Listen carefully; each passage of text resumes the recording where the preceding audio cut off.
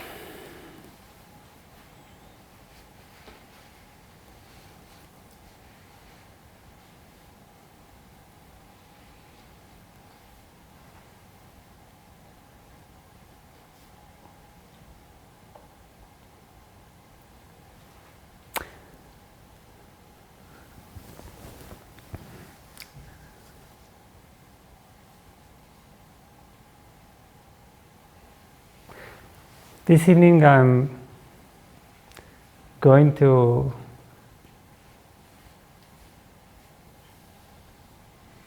speak about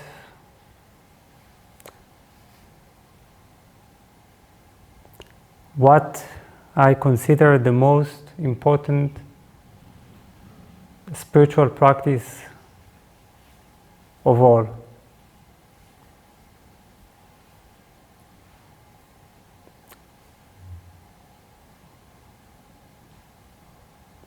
There are many types of spiritual practice, obviously.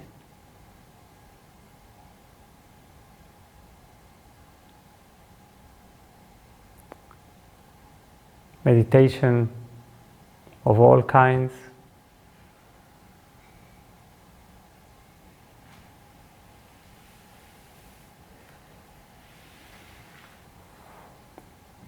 Prayer.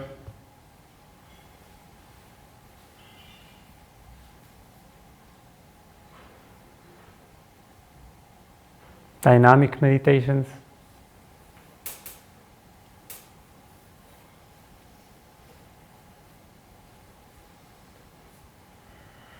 This type of sharing.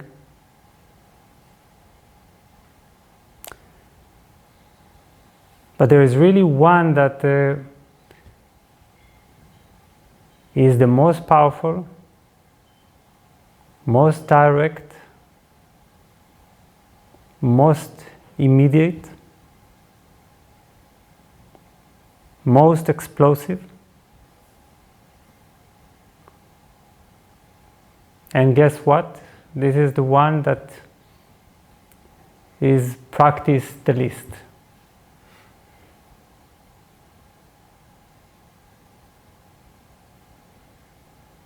And it is practiced the least because it requires something that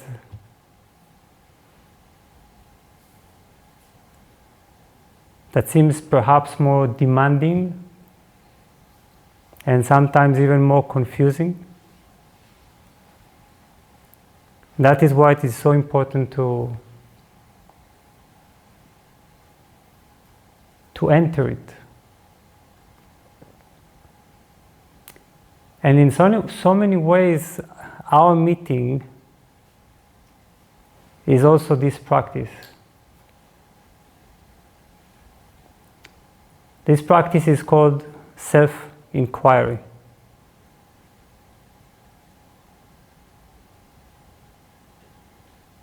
It has been recommended traditionally very often. And when we meet here, it is also a form of self-inquiry.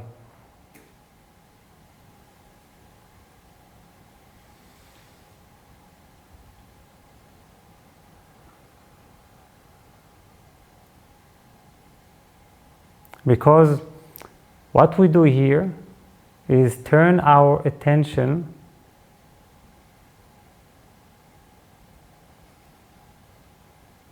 to this center of all things, the center of our experience,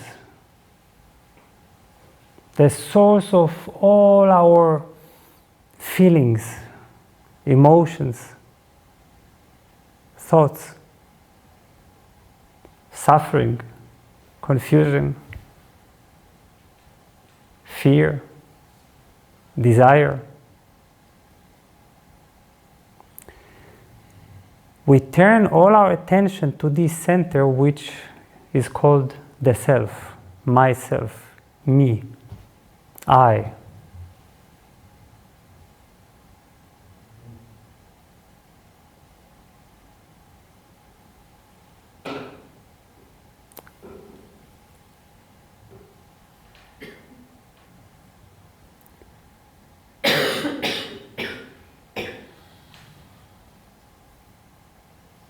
And we ask ourselves,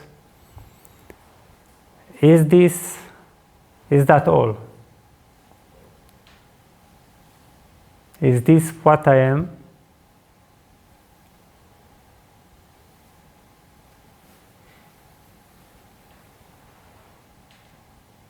Do I really have to be caged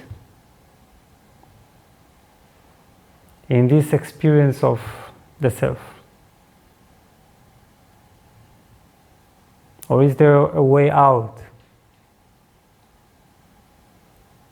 Is there more to the space?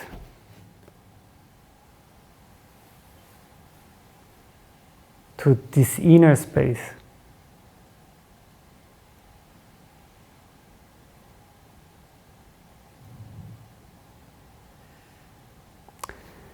The more we grow spiritually, the more we begin to realize, to feel that this self is like a small box. As long as we do not feel that, we do not enter spirituality at all.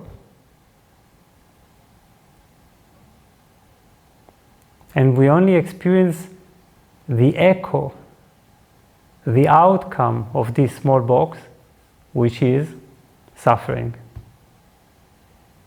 We do not understand why we suffer, why we fall so often into confusion,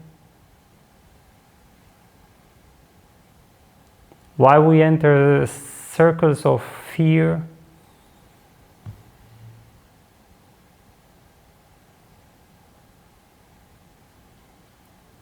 Why we repetitively think about things, memories.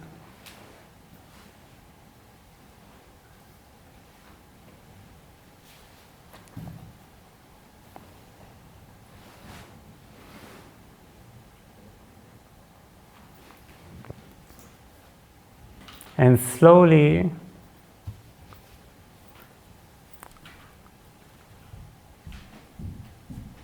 either by the chance of reading some spiritual book or some spiritual experience of our own that surprises us,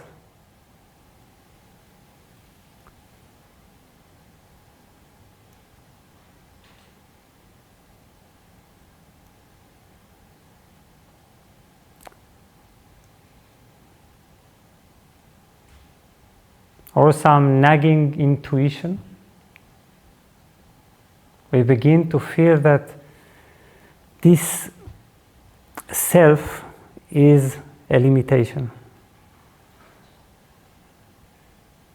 This little box, small box of memory, thoughts, fear, desires,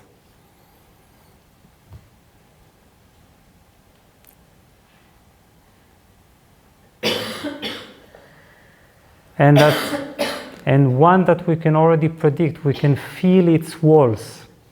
We can feel there is a ceiling. We feel there is a floor. And we begin to feel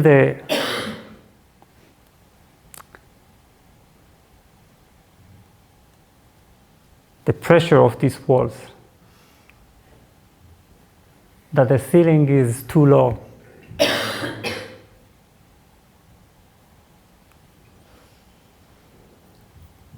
When we want to get out, this is where our deep and sincere spirituality begins.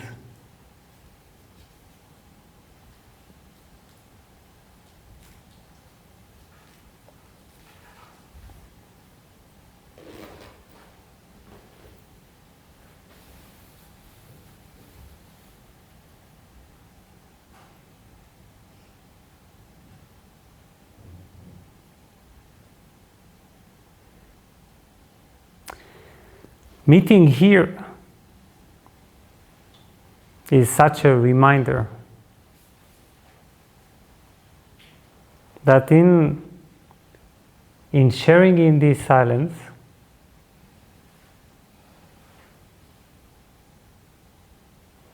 when our attention is fully here,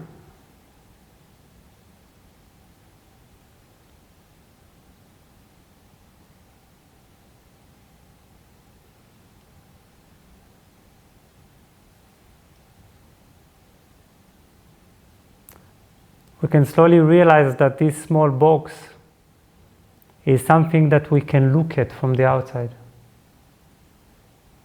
That there is a part in our mind that is constantly looking at this small box and that has never been caught by it. There is really a tremendous inner space in which this small box cannot interrupt, limit,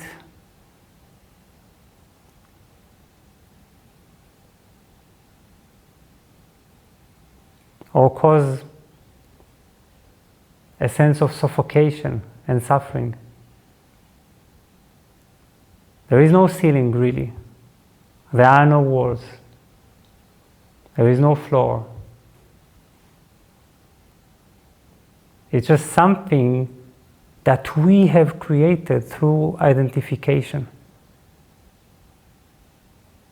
And it is something that we don't have to continue to create. Actually, with one glance, we can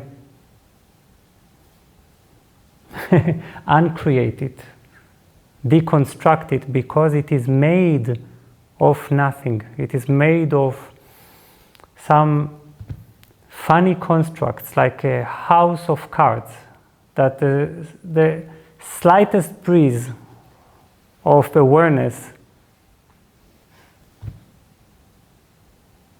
could blow away.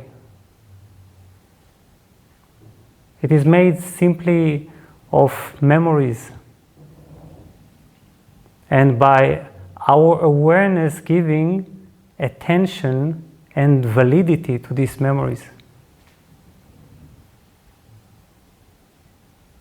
we look at this set of memories and say, this is me. But we don't have to.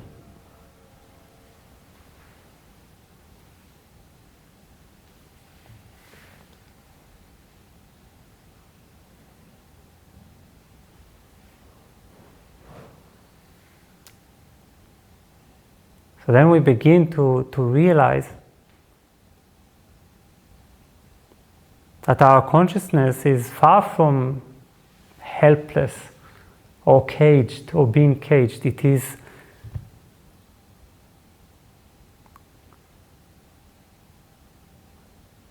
powerful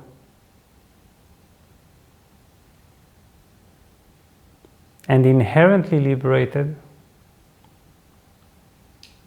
And it can simply stop identifying. It doesn't have to.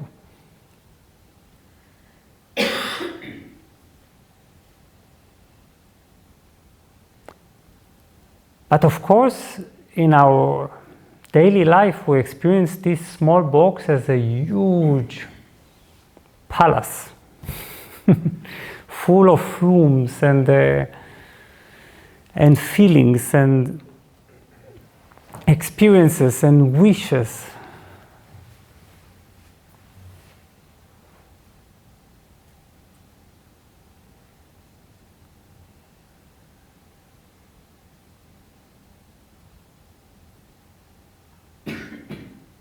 And it seems that we are completely in it. Sometimes we want to get out, sometimes we want to stay.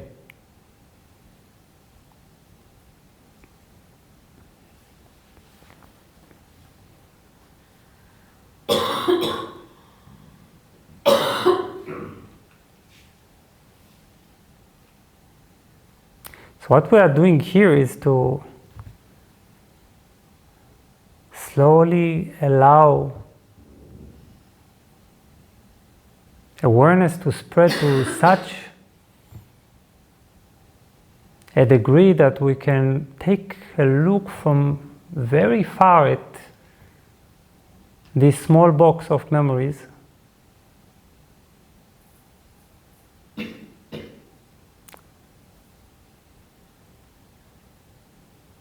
And realize that here, as we are right now,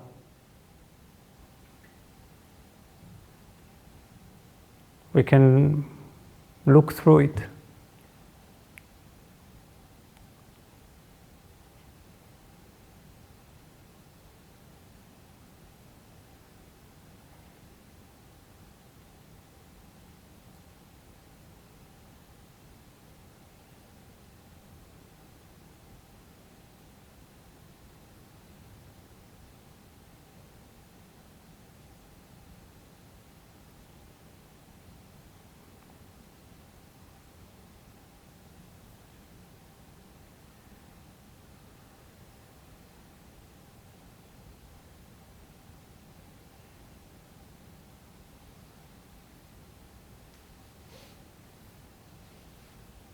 And the first thing that neutralizes the power of this small box is realizing that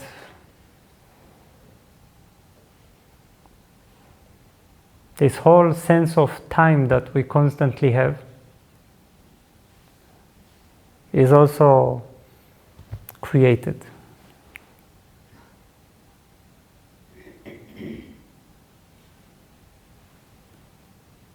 That if we are here together, the now stretches without end. When time falls,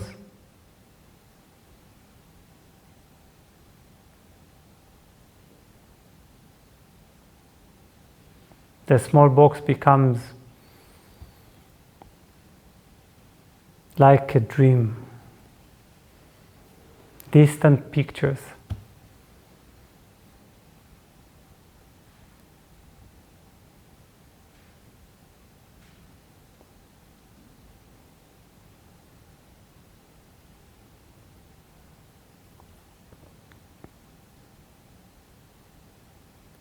So what is, in this context, self-inquiry?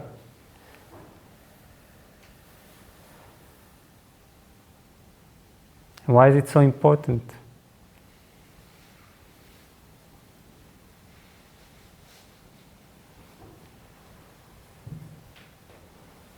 Self-inquiry is when I stop throughout the day, and also now,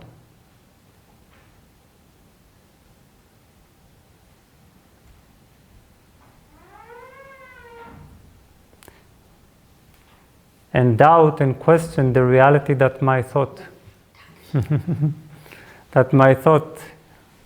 my thinking is creating.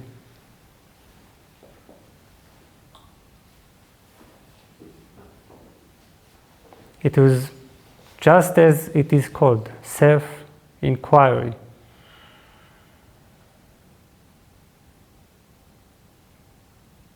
I'm looking at myself turning my attention to myself.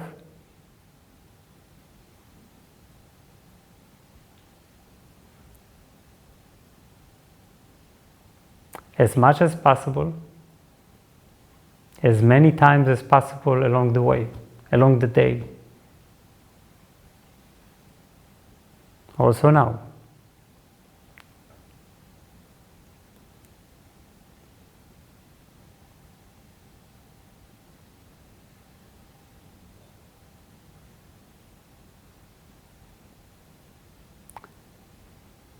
Asking myself, what is looking through these eyes right now?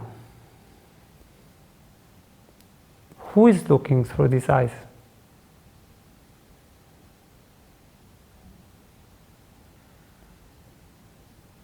Am I looking through this from this small box?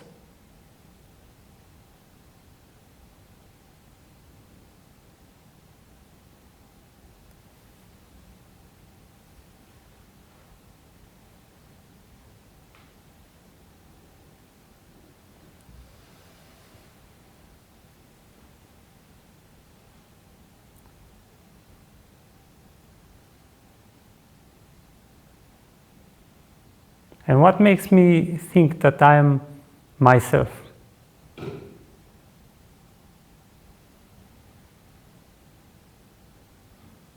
What is the thought that I'm holding on to that gives me a feeling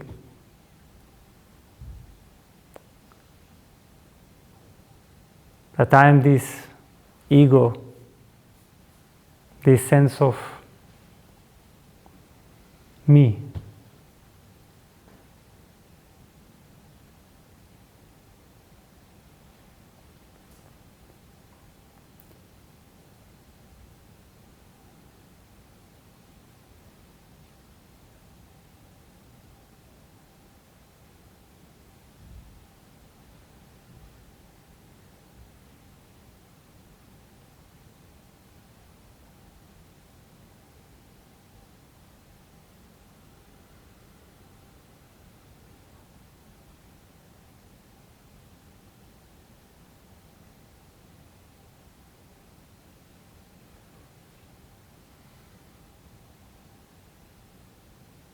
Whenever there is an experience of anything,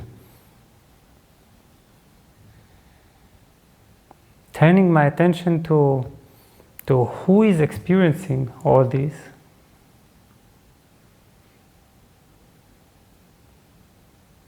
is the most important.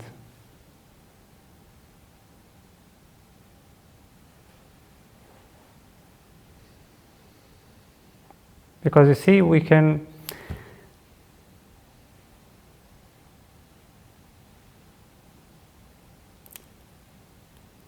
enter meditation, reach silence or any profound state, but still the real question of meditation is, who is the meditator?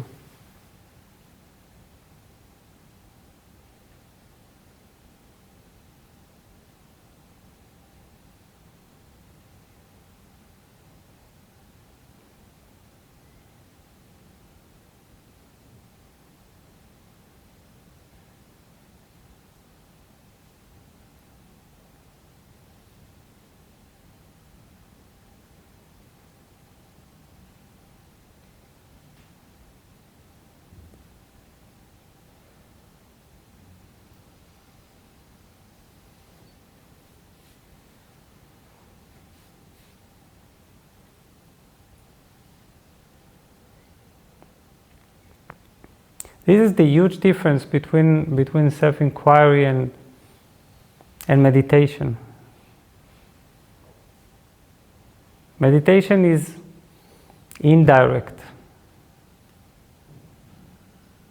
It can be this experience or that experience.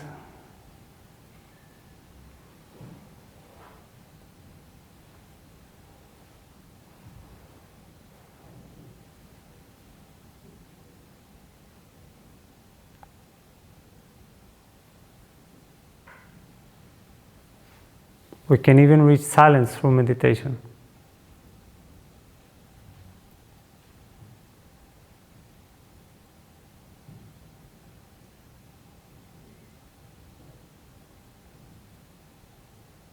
But in self-inquiry, I keep looking at myself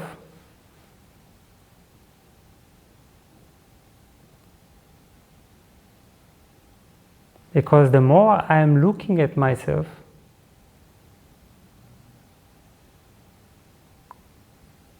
the more I am entering the source of my illusion, the source of suffering, the source of confusion, the source of fears.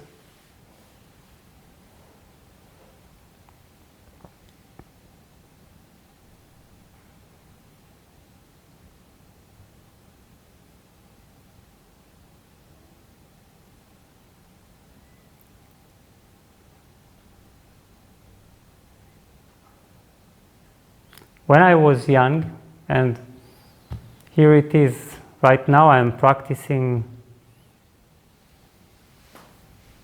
exactly this, sharing a story from the small box called Shai. This story is meant for inspiration, but it's just a memory, of course. How real this memory is right now? Not at all. As far as my awareness is concerned right now, I didn't have this memory.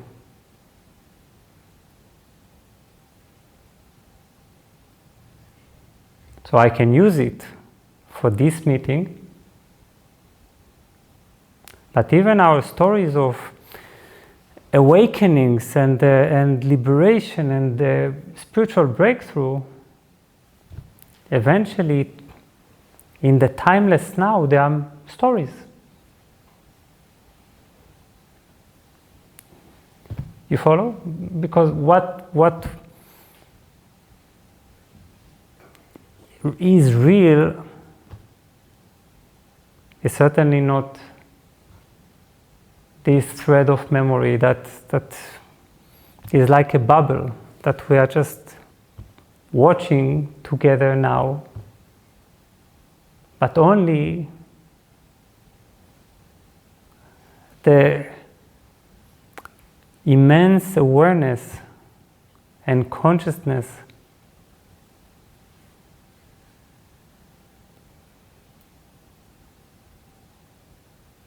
that can contain this memory but also let it dissolve into space. But how much energy and attention are we giving, and importance are we giving our memories?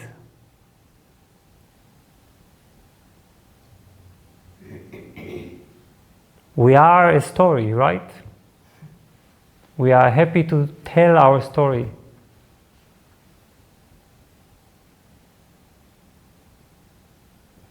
But our story is not our story. It is the story of the body.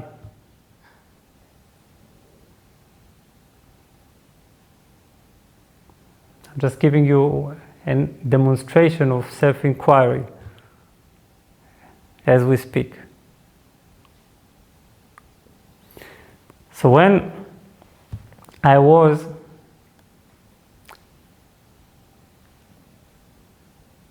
at around 23,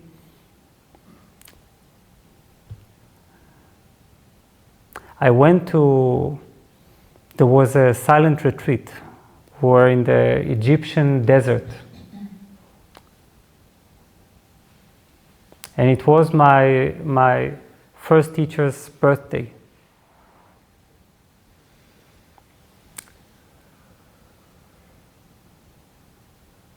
My first teacher sat in that birthday very unimpressed by the happening. trying to explain to everyone that this is not his birthday, so they shouldn't make too much fuss, but still they wanted to celebrate.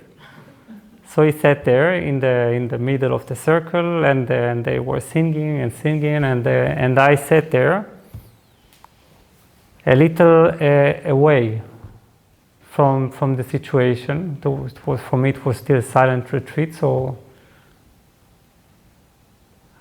I was busy inquiring.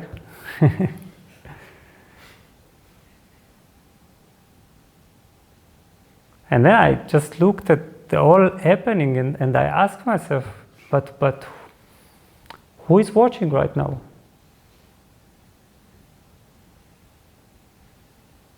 Who is the viewer? We can always put the attention, which is what we do, we put the attention on the happening, right? This is how our memories create us.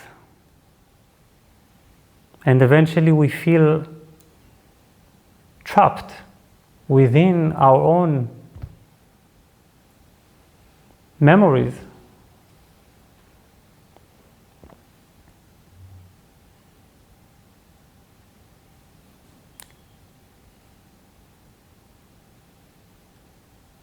And at that moment, as I asked this innocent question, which was really innocent, it wasn't trying to get to somewhere, it was just for a moment, I was really bewildered. I really tried to look at myself, at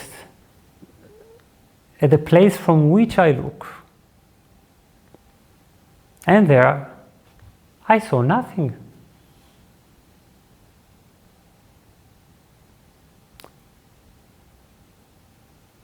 There was nothing except for if I really wanted to put something in there. But naturally, it was empty. It was silent. And it didn't have time. It didn't know time. It never knew time. It was always there. Always behind myself, but really me.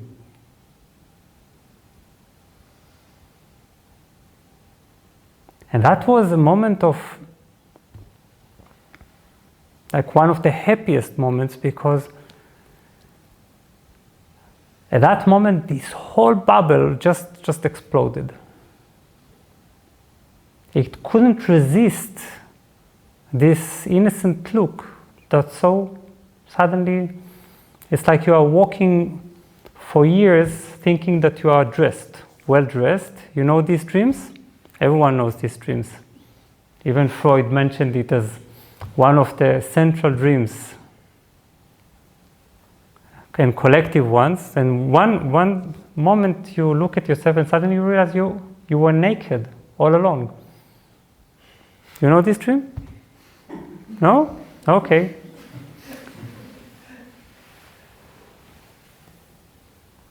Another theory of Freud collapsed. So, okay.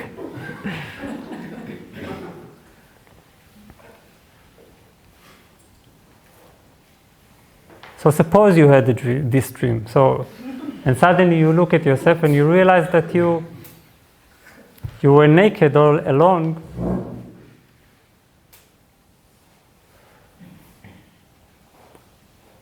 In the same way, you look into yourself and suddenly you realize you are nothing. Unless you really try, you really grab some memory and say, this is me. This is what I am. Unless you really grab your own name, the name that was given to you and cannot be you. Unless you really hold on to your self-image that is just created by random relations with society. Unless you really hold on to the body that you know, just like I know, you have been watching this all your life. You even called it my body. You never said, I am the body. It's in the simplest intuition of any human to say my body.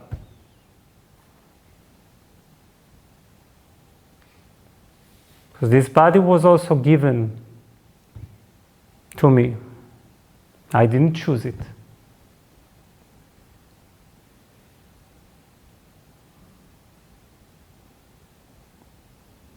That's why often we have quarrel with God. Why did you give me this? I want another body, and so on and so on. So unless you hold on to all that,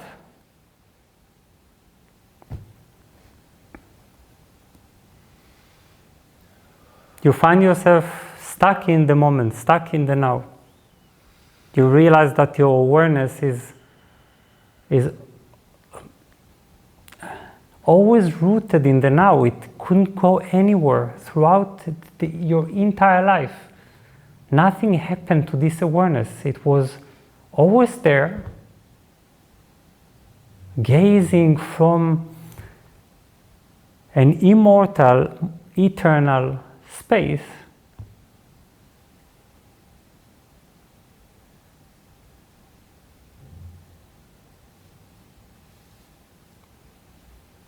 And you cannot be more or less this awareness, because this is where you look from.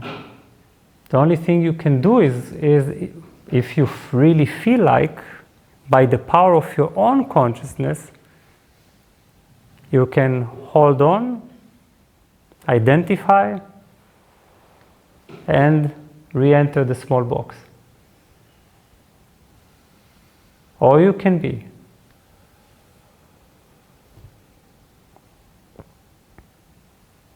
So at that moment,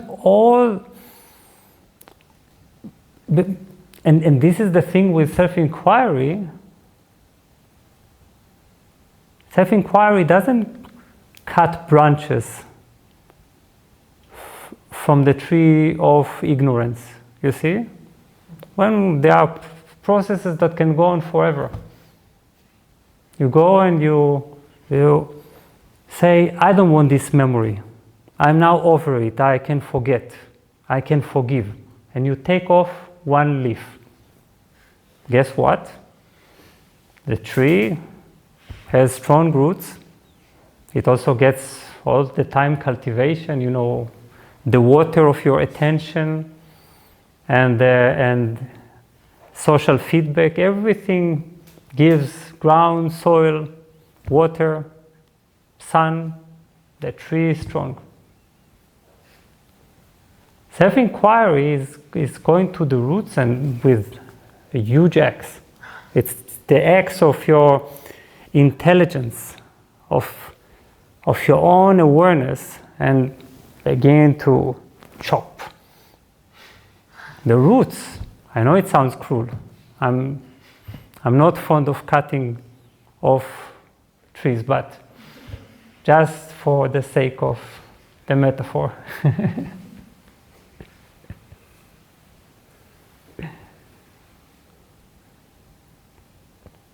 So then, at that moment, this whole thing exploded, because if you see that the root, that the source, the beginning of all your thoughts, all your fears, all your desires, all your wishes, everything is not there, what can you do? How can you fool yourself? You see, what can you continue to wish, desire, fear without no reason? You see? Who will wish? Who will want? Who will fear? What? The emptiness? So that begins such a tremendous avalanche, a tremendous collapse of all the mental constructs and emotional constructs, and it's so quick. Because in a way, you just waited for it. You didn't need much.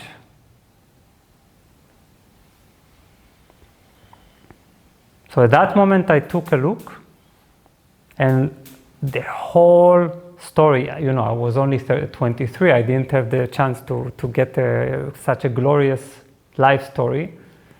But I guess that even after 1 year, we create already a fully impressive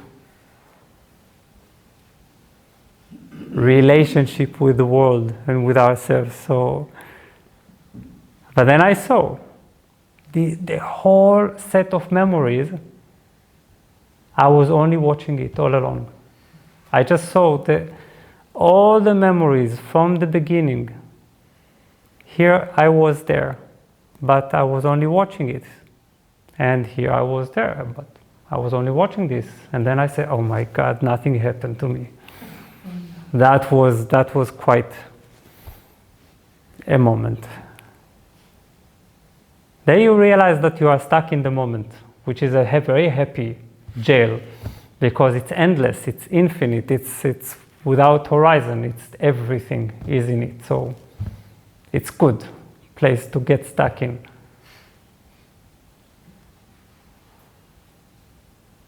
And the whole sense of time and space collapse because you don't go anywhere. You are always in the same place. You don't move anywhere because you are always in the same time.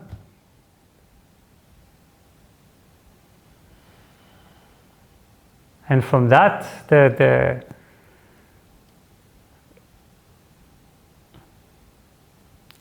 expansion of consciousness at that moment was already unrestrained, because we are only waiting for this moment. And it's so not far away, you see. Look at me, be honest. You are empty.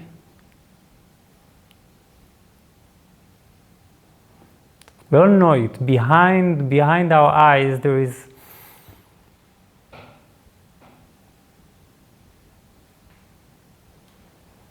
an emptiness, not a somebody. Nearer the eyes there is already a lot going on. All the thoughts we have embraced, the memories we have identified with, the hopes for a better future,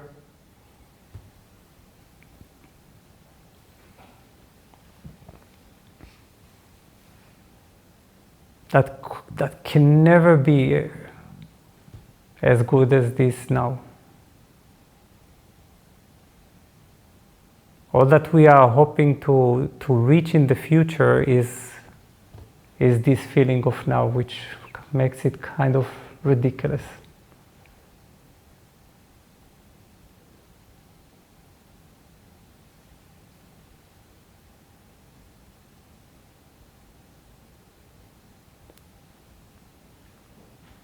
So self-inquiry is a very gentle thing. It's not a fiery intellectual thinking. This we did enough. It's more like a silent looking into the source of thoughts, experiences.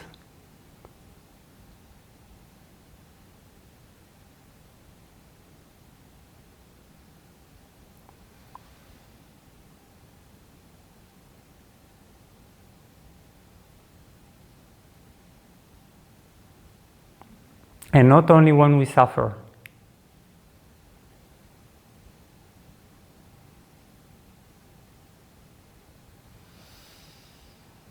I knew someone who had their awakening while dancing. She was dancing ecstatically, everything was wonderful. What do we usually do when we dance ecstatically and everything is wonderful? Get carried away. Enjoying finally that there is a moment in which everything is wonderful. But then the wise one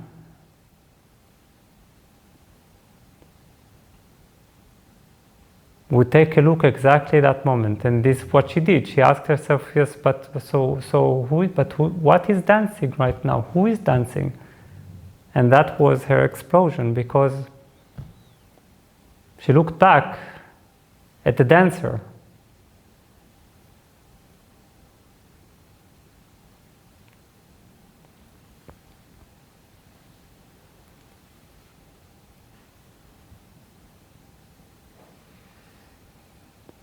And realized that it was eternity dancing, it was consciousness dancing. And at the same time, this consciousness didn't dance at all. It was as it is, as it will be.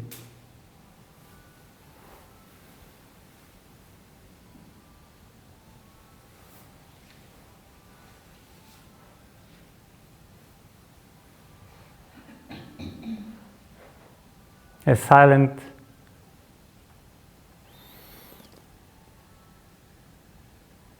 witness to all.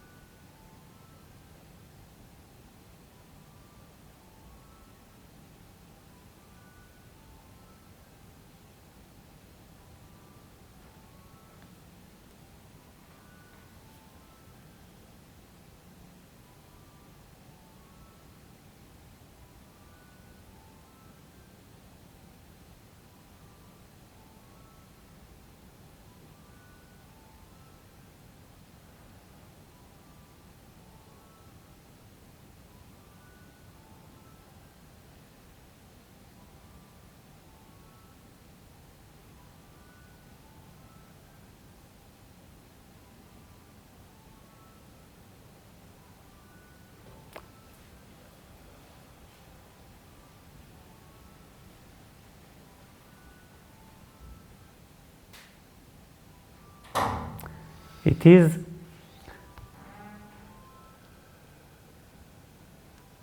all the question, the only question is whether we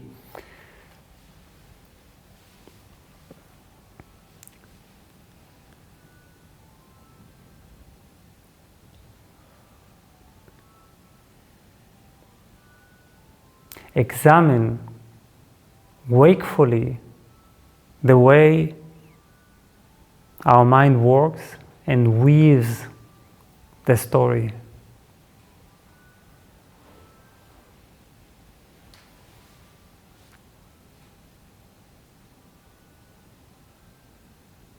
Because this thing that we call self is nothing but a bunch of memories, thoughts,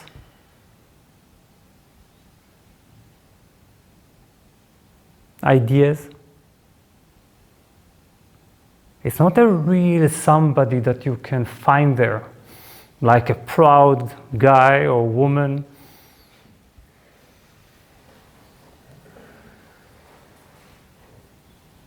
And how much fuss we are creating around it. For example, finding ourselves in a male body or a female body and saying, oh, I'm a woman. And then a whole consciousness around it, and stories, and culture, and thinking about my relationship with the principle of gender, and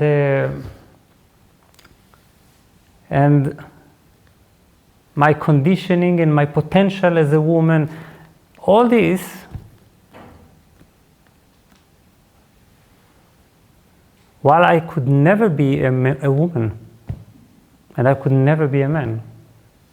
Try as I might, I could use my entire power of imagination, which is basically what we do.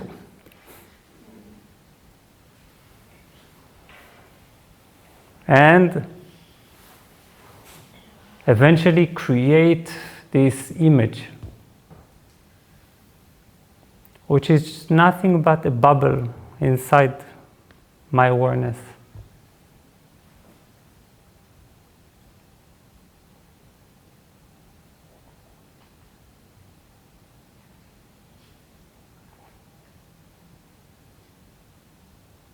Truth is, I am this silence,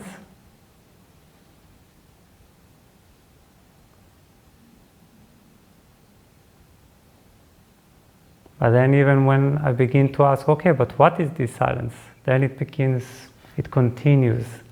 Self-inquiry continues until there is no more self to inquire into. The very principle of self, the very principle of I am, of even the I is just gone.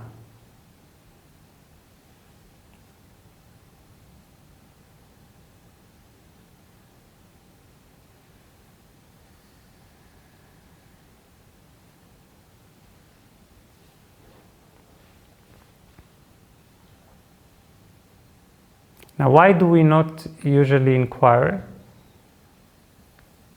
First of all, it is because throughout the day we prefer to be automatic. It's much easier. Who wants to, you're walking on the street, doing all the stuff, looking at objects, you're in the movement of time. Who wants now to be troubled with intense looking at oneself? It takes energy, it takes wakefulness. The thing is that only self-inquiry can keep you awake. Self-inquiry is the only key to day-to-day, to moment awareness, to the state where your eyes are open because you are not allowing yourself to fall into the dream, into the illusion.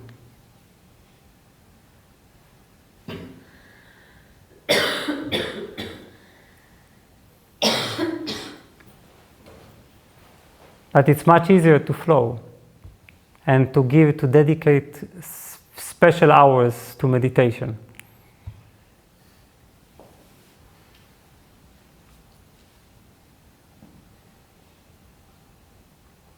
Yeah, but it is when I inquire, in moments where my habit is to become automatic, that I begin to create an enormous energy within me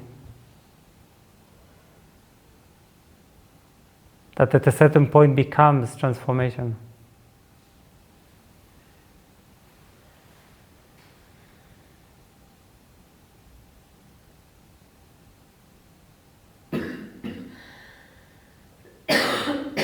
And the second reason is that it is confusing. It is awkward. Like you walk on the street and then you begin to ask yourself, yes, but what is looking through these eyes?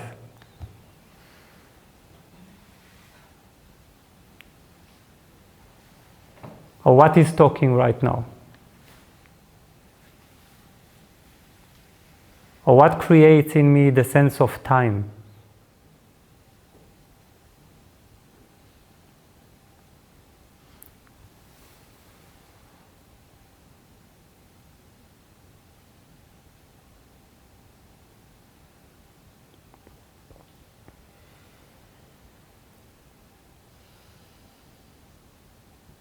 And it is awkward to begin to separate you from the dream is not something that happens like this.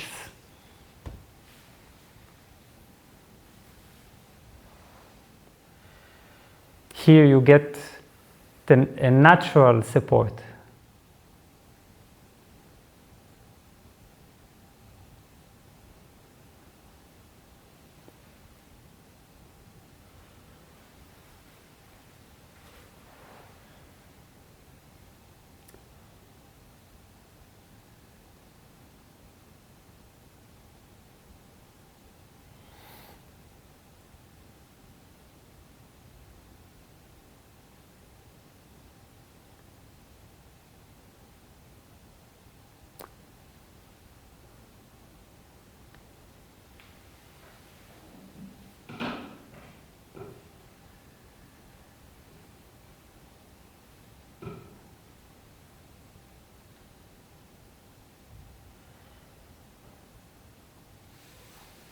But only through your attention, your awareness,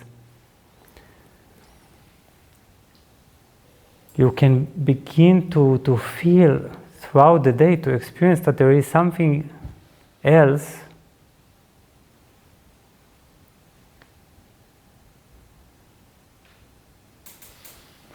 that is not a part of the automatic flow.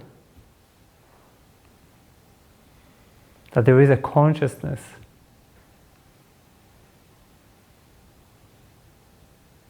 that pervades the happening, but is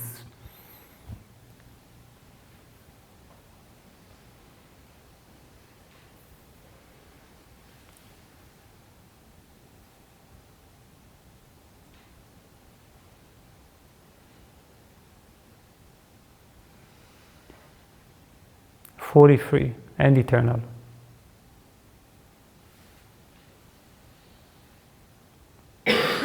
And that this consciousness is you.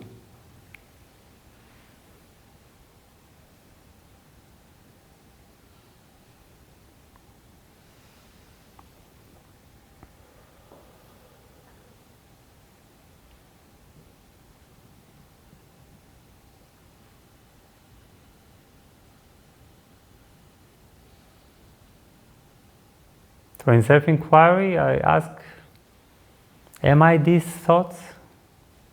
Am I this body? Am I a woman? A man? Am I my memories?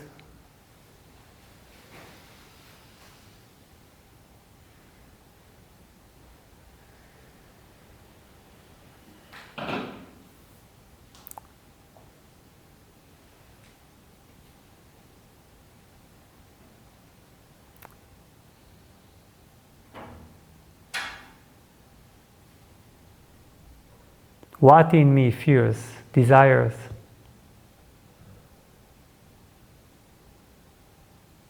Needs?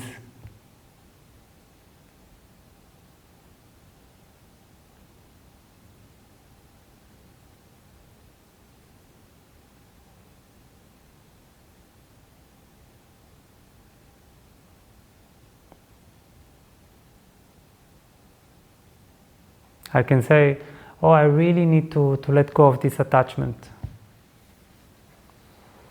But what is this thing that gets attached? You don't need to let go of the attachment. You need to let go of the one who is attached.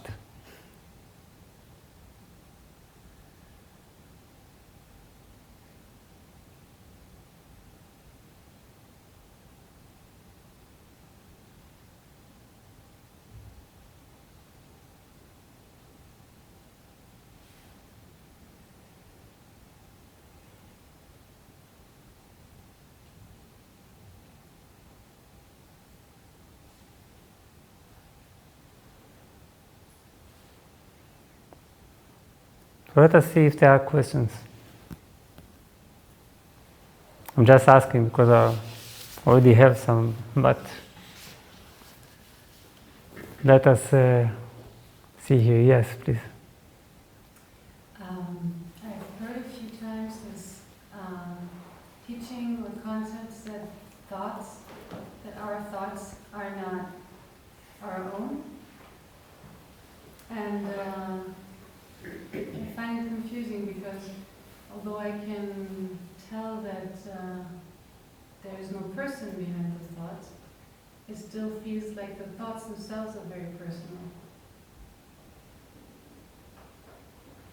Yes, so the thoughts, they feel personal, but there is no, even if there is no person behind them, it is very interesting.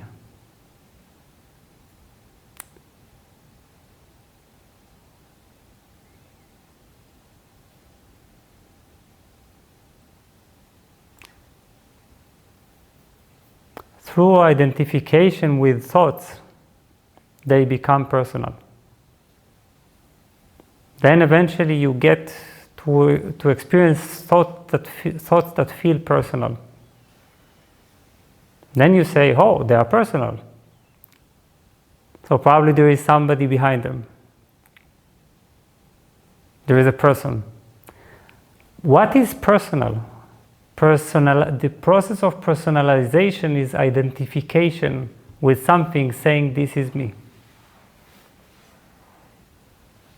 In the same way, a thought can be completely depersonalized when I simply don't consider it my own. I don't include it as a part of me, as a describer of my reality.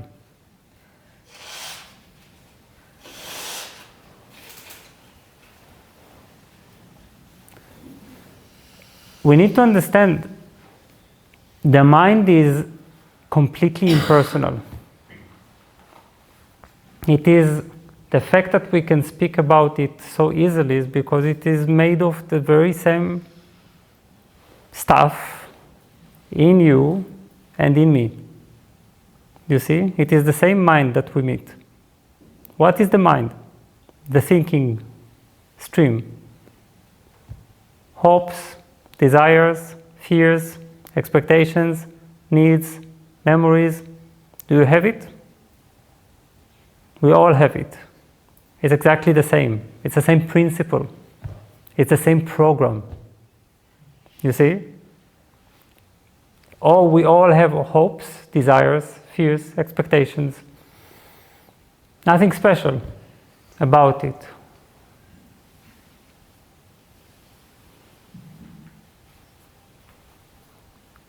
The mind is a seeker without hope, a hunter of pleasures without satisfaction.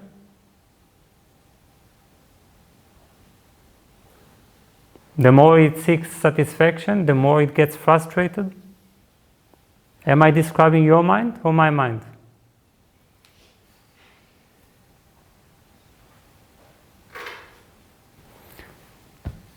There is only one activity of thought.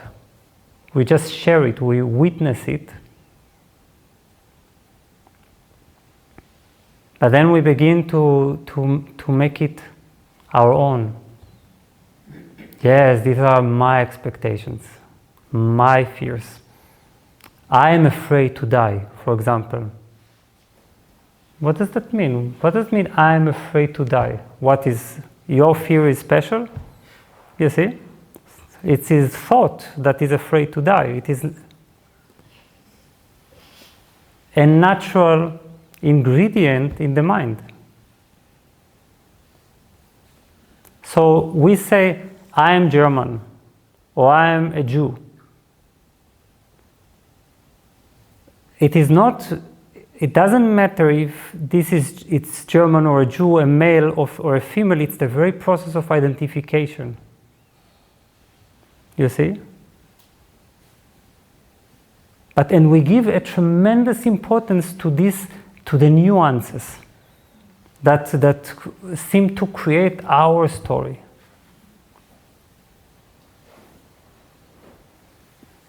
But the nuances, could you be born in the same way in, I don't know, in this body? Could you? You don't know how you were born in this body, right? So could you be born in this body? No. Could you be born as this flower?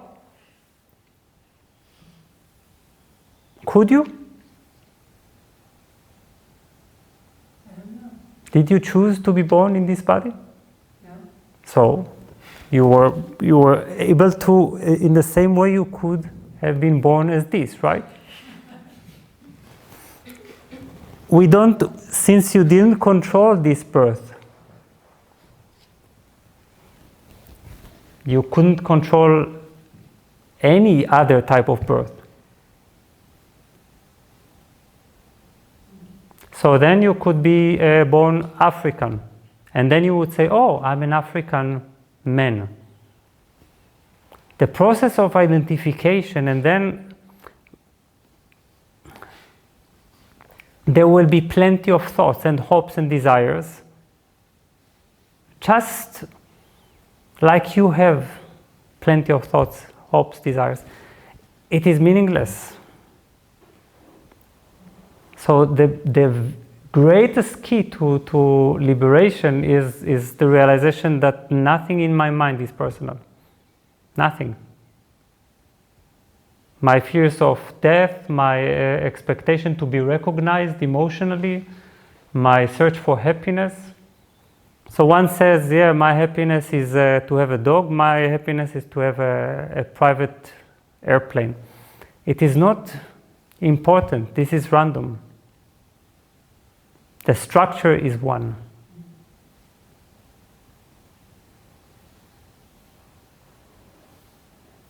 So begin to, the part of self-inquiry is to begin to look at your mind and to impersonalize everything you look at. You see? You don't say, oh, I have a fear of, not a fear of, a special fear of people when I confront them in this. I have simply, this is called social fear. Social fear is something that is an element in the mind. That's it.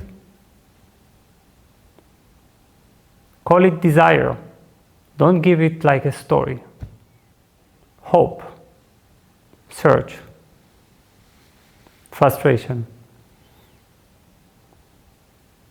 These are what in the yoga is called vrittis. You see, and the mind is just the mind.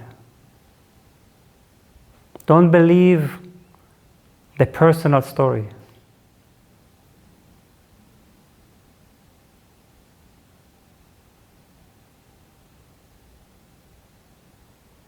And when you realize that the mind is not your mind, this is an explosion. Because suddenly you wake up. You can see this whole mechanism fooling billions of people throughout history. Why would you be another one? There are enough.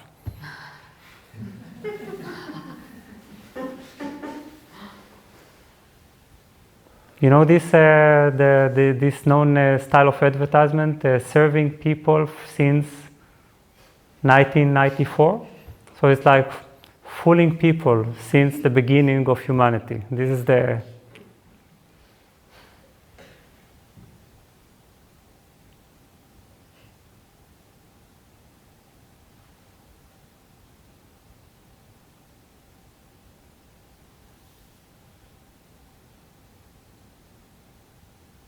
It's like, you know, when sometimes I meet, I will give two examples.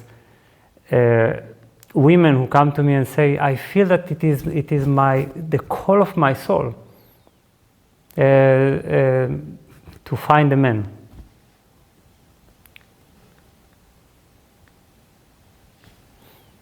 And then I look at this person and think, oh, really, this is the call of your soul. It's not of the biological flow in your body, not the feeling of incompleteness in the mind.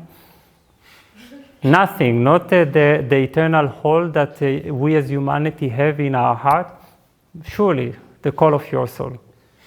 It is not the call of your soul, you see. It's a completely impersonal thing that we experience as soon as we identify with one circumstantial body and mind. That's it.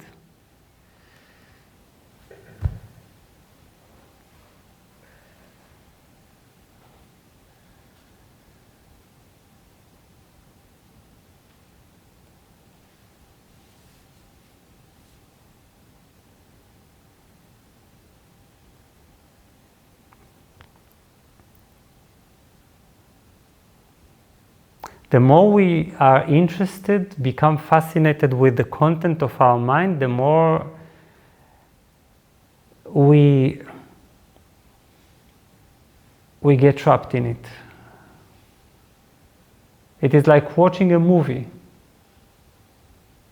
but then forgetting that we are watching a movie and starting to think that we are acting in the movie, and then that's it. We find ourselves suddenly in the movie as one of the heroes. This is what consciousness has been doing for eternity, watching a movie. And then being so focused on the movie, it eventually forgets it is the viewer, and then it becomes the actor.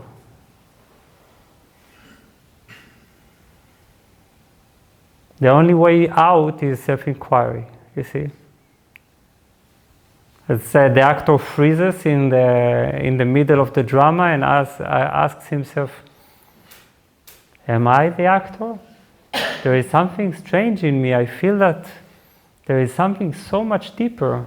And then he finds himself again watching.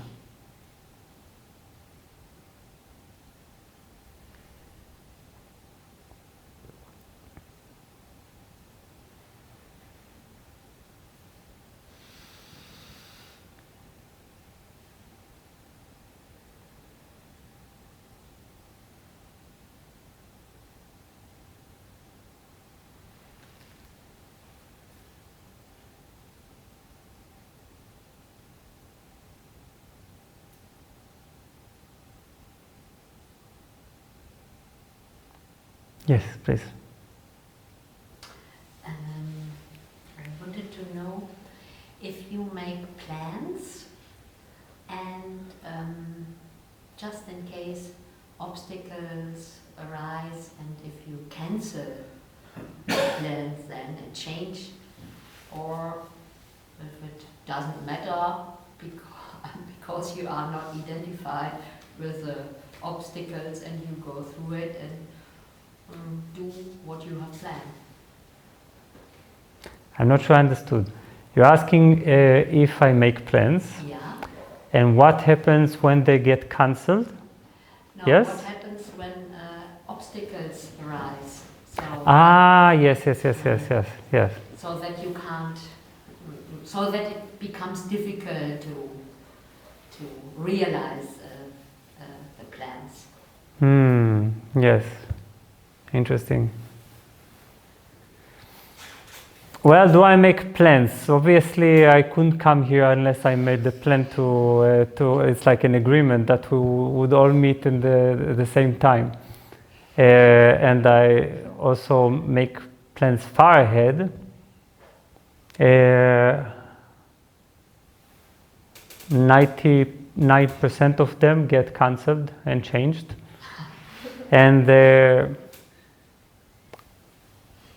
And I am aware that plans are just more like the energy that I put towards something, but that is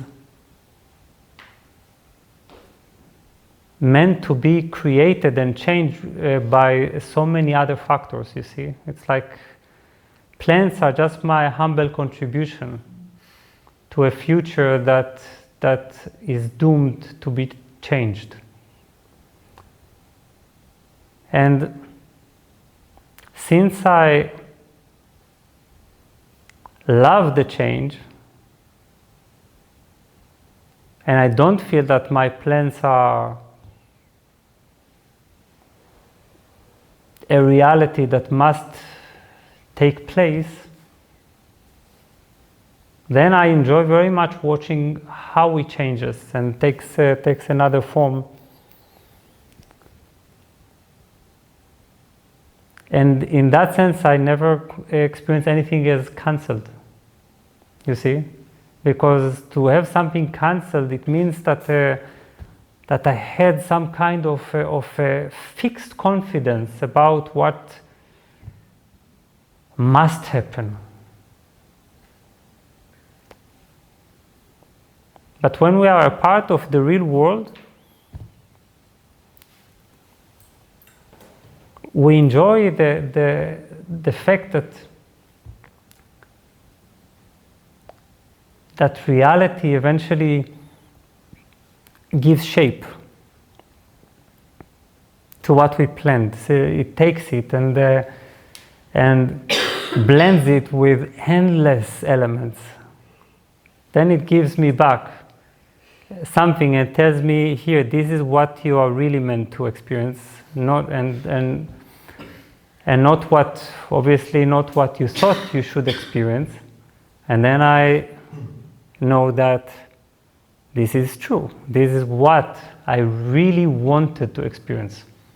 You see, so when something gets cancelled, I know that this was my plan.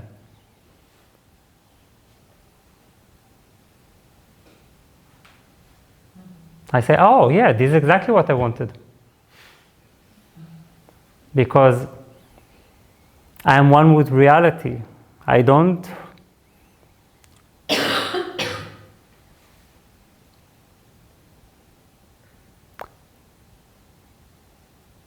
hold on to what I had even 5 minutes ago. Because I am reality. I am the now. My reality is what takes place.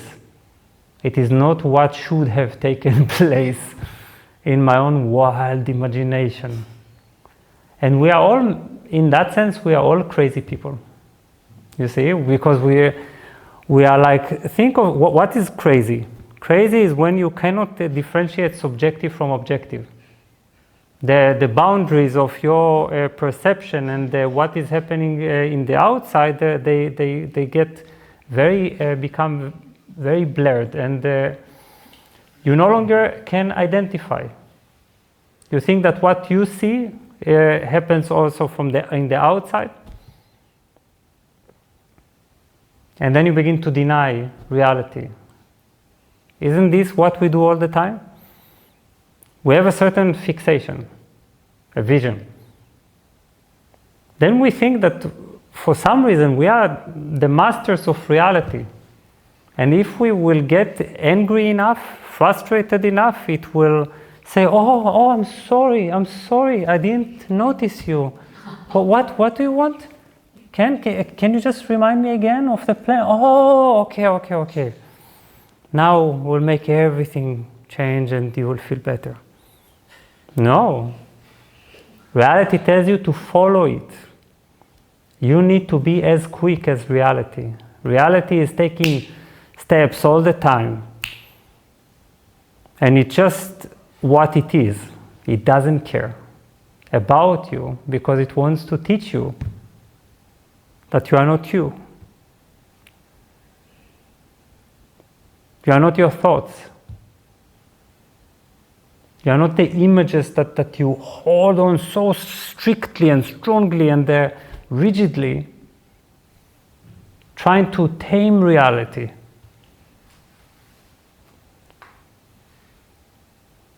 Then you become a lover of reality.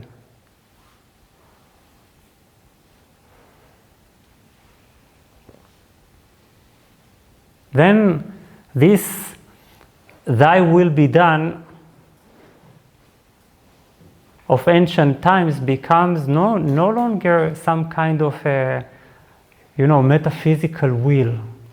Tell me your will, your greatest will. What is your greatest will?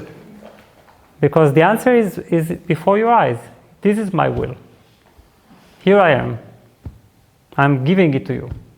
This is your reality. Surrender. Enter it. Let it flow. Stop being rigid, because rigidity is the self, you see.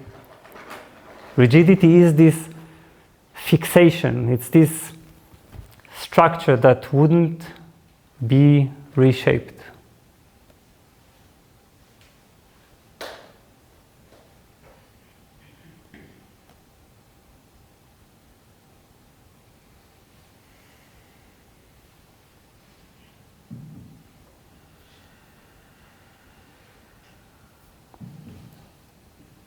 The greatest practice is when we have this mind, this thought, this should have been. What does that even mean? You see? Who are we? Who do we think we are?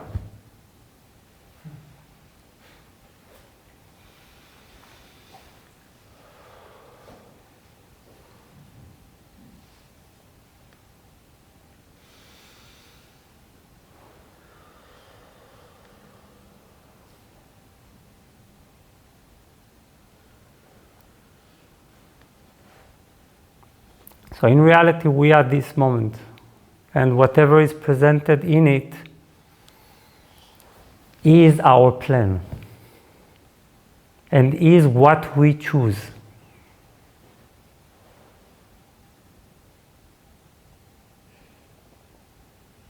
Be in this state and you could never suffer.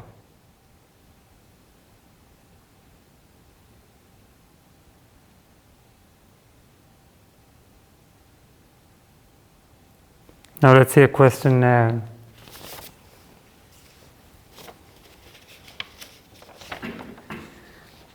So a question of Natalie.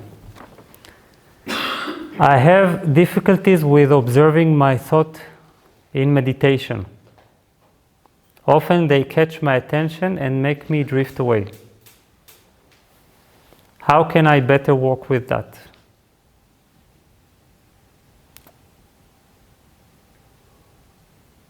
So again, nothing personal. First thing, don't take it personal. This is the nature of the mind to drift away and to catch our attention, to say, hey, look, I have a new movie I've produced for you. Low budget, but still highly recommended. There is an intense drama. Nothing really happens, but I will make it so seem intense, and you will feel that it's really, really exciting. So we all have difficulties with observing our thought in meditation. We all get caught by them and drift away. And the question and the thing is, the answer may not be so pleasant. So I will smile while I'm answering.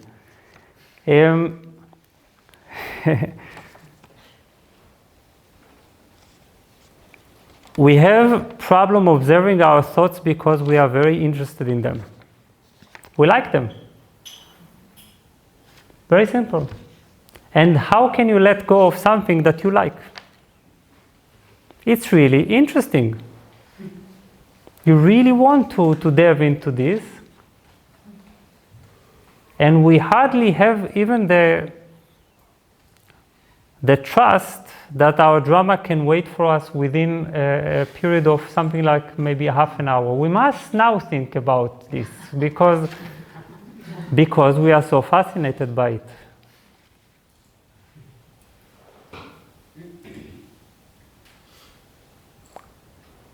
To agree to let go of this addiction to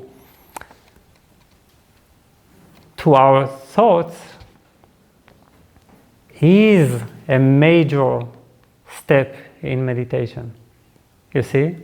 Because it's when we begin to mature that we say, I'm really not interested in these thoughts. And they can wait for me at least half an hour. I have all day long for drama, So then you deeply and sincerely let go of them, because no thought is holding on to you. This is the greatest illusion. When somebody says, for example, I am taken by fear. There is a great fear that I can't control. This is not true. There is no emotion or thought that are greater than you. It is impossible. When you say a fear is taking over and is too strong to resist, what you actually say, there is a fear that I choose to believe, to believe in so strongly that I keep nourishing with my attention until at a certain point it reaches such a momentum that it appears as if it got hold of me. This is the reality.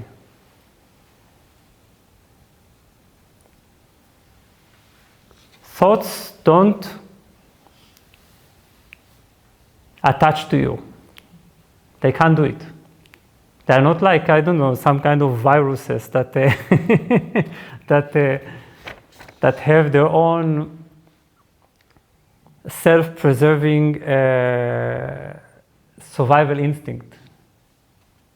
They are nourished only by your attention.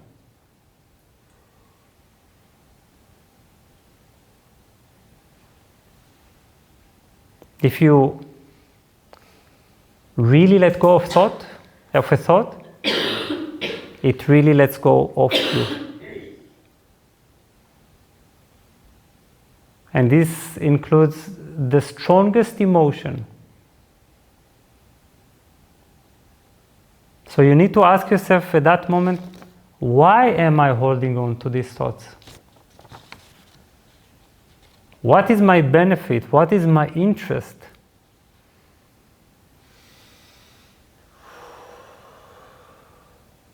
And if you let go of the interest,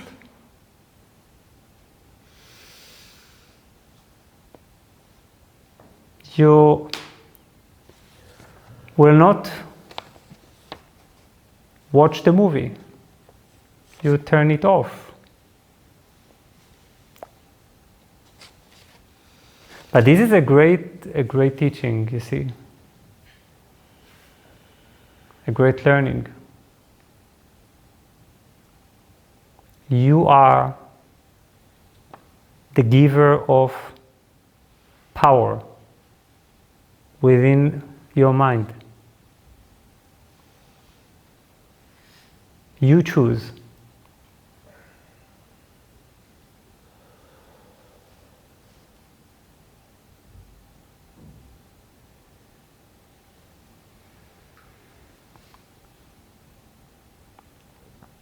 Now it could be sometimes that the answer to why you keep watching the movie is quite a deep one. And it is our fear of emptiness. It is the fear that suddenly there will be nothing. And we will not be ourselves anymore.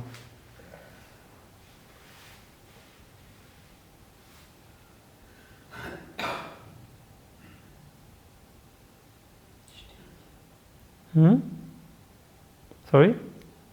Right. Yeah. Yes. And then when we reach this reason, we understand what is the deepest reason that drives us to keep holding on and creating the thinking machine, because we never want to be alone. This is our best friend. This is where everyone leaves us, we at least have the dialogue with ourselves. You see? It keeps us company. Meditation is an invitation to really be alone. Being in space. nothing to hold on to.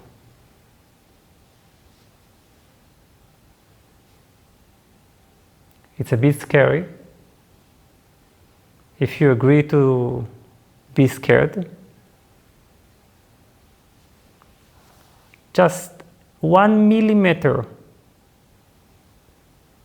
after the fear, there is an unbelievable bliss. Unbelievable joy of finally being who you are.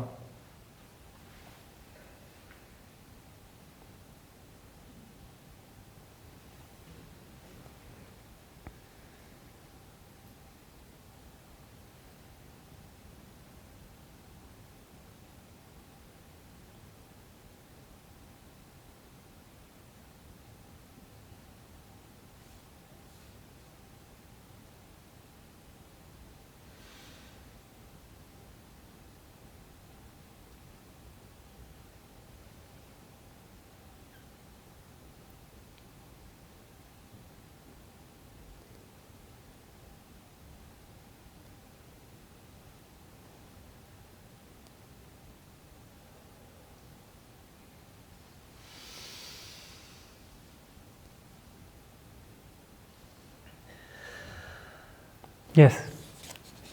Yes, I have a question. There's consciousness, and in consciousness, thoughts can arise. So, what about awareness? Where awareness comes from? Is this from my mind, or is this something in between?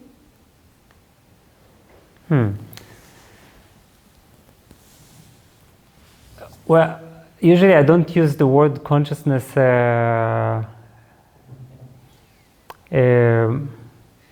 only. I use consciousness in the broad sense of the term, as that which includes even the mind and the awareness.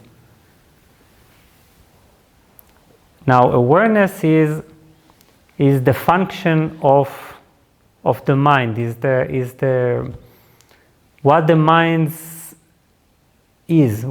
is. You see, before it begins to accumulate thoughts, emotions, memories, and so on, it is primarily aware of them, but it also has the capacity to identify with. And then this is the process that takes place. The awareness of the mind begins to identify. Eventually, we think we have a new creation, I, me, which is the result of all the identifications that are randomly collected, you see? Then we need to slowly disidentify, move to awareness, and from awareness, we enter consciousness. You see? Now, awareness can also be simply thought of as attention. At this very moment, you are directing the attention of your mind towards me. You see? Towards listening, towards this process.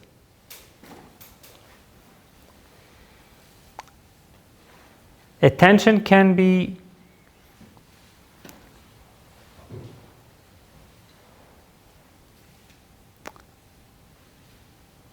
free to choose, but we have forgotten that.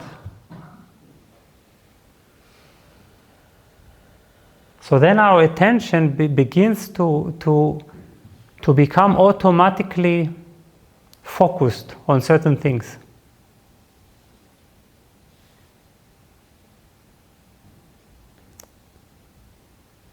And our practice needs to be the understanding that we can give attention and can move away our attention.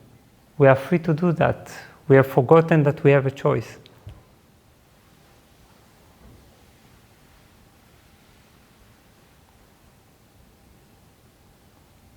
And then the strongest point is when I begin to give attention to myself.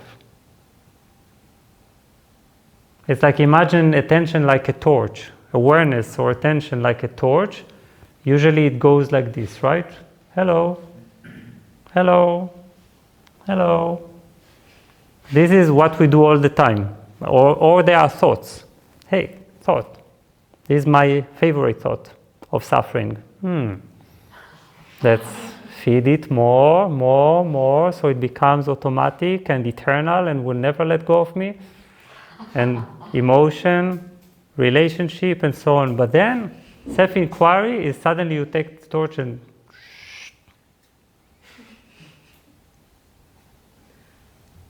then you begin to become aware of yourself, of the source that gives attention.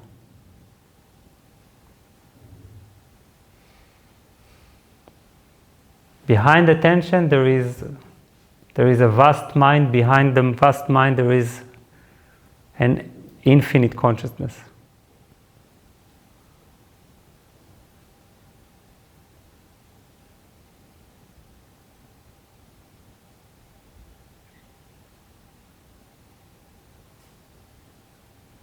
Attention is still individual.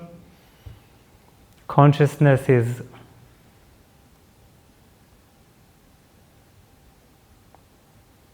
where the mind comes from.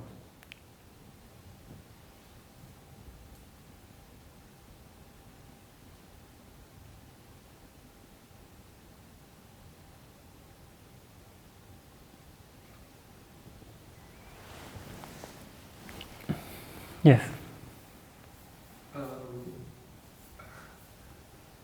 have a question. You talked about self-inquiry, and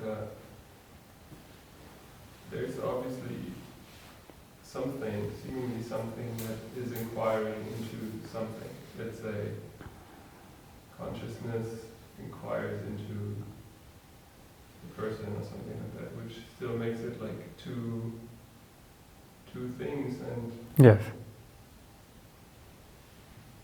in my experience, it's like that consciousness itself is still a thing, which is still a phenomenon. Like when you said about the shift that you were experiencing, that it was like, okay, I'm not this person, but this was something that was seen by something, and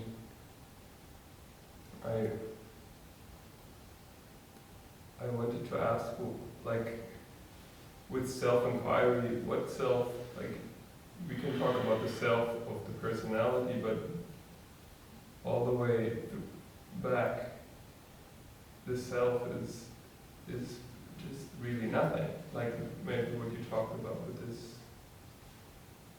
which is really a shock that there's just nothing. And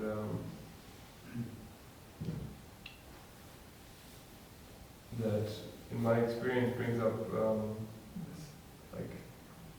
this, what I'm seeing within myself, that my mind kind of creates or does not want to admit to that shock that there's just really nothing. And that really falling away into the self, I would call it capital S self, that is really reality itself, that it does not, it's even beyond consciousness in that sense. Yeah, well, it is very important to understand language objectifies everything. Whatever you will say makes it an object. This is the nature of language. You see? Everything, even the most subjective subject is, for example, in the language of some yogis is called the self. Or then it is called, the ultimate is called Brahman. Now, then it sounds like Brahman is something that is standing out, you see? But really, Brahman is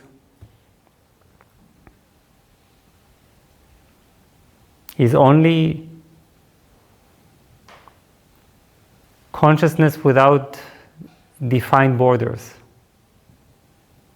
And so, therefore, this consciousness cannot be known. It has no self-consciousness. Exactly. So consciousness is just a term that we are inventing to describe a totality of awareness that includes in it, a totality of awareness of the whole, that includes in it the one that is aware and everything that it is aware of, the process of awareness, and that which includes all of the three. In that sense, also, when we say it is nothing, it is also everything. And it is also beyond nothing and everything.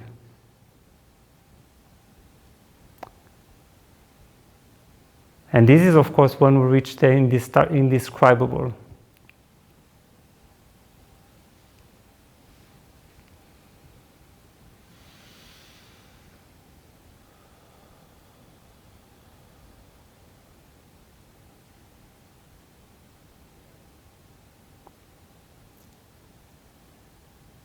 But it is very good what you are saying, that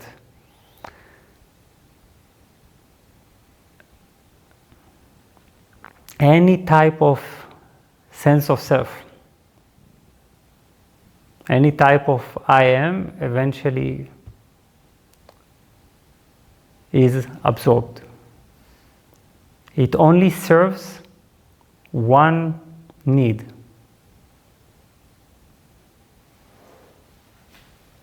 A sort of self-reflection,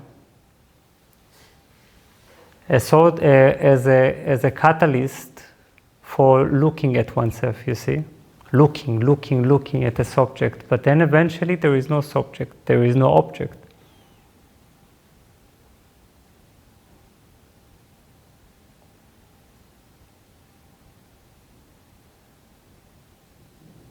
Shock.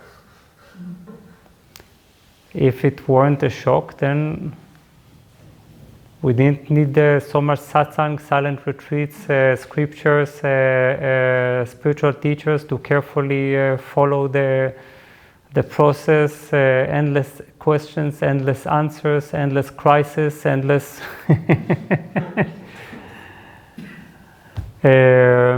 Yes, it is the shock of who we are, yes.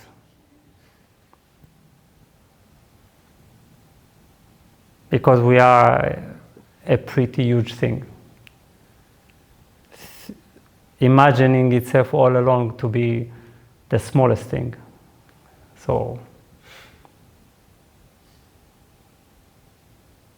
there must be some cosmic surprise involved.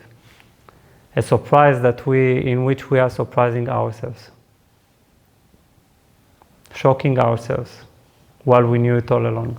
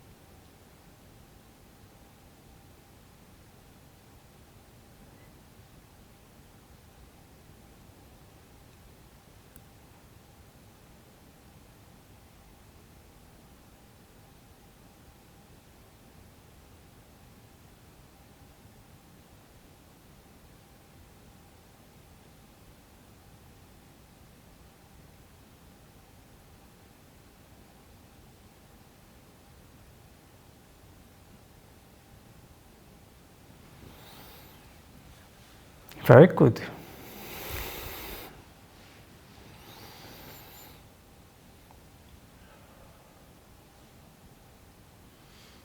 So I'm hugging you all in silence. Good night.